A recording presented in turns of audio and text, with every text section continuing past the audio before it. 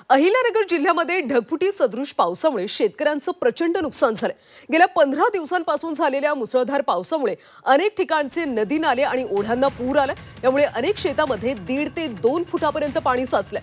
कौडगावमध्ये शेतकऱ्यांच्या सोयाबीनमध्ये गुडघाभर पाणी साचल्यानं संपूर्ण सोयाबीन पीक वाया गेलं। हातातोंडाशी आलेलं पीक वाया गेल्यामुळे आता शासनानंच भरीव मदत करण्याची अपेक्षा शेतकरी करतात।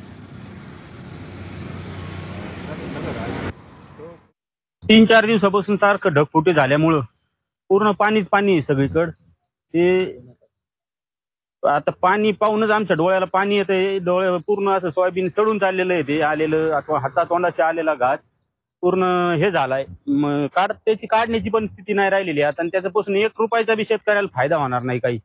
फक्त आता सरकारची आमची एक अपेक्षा आहे सरकारकडून की आम्हाला दिवाळीच्या आतमध्ये ती मदत भेटावी।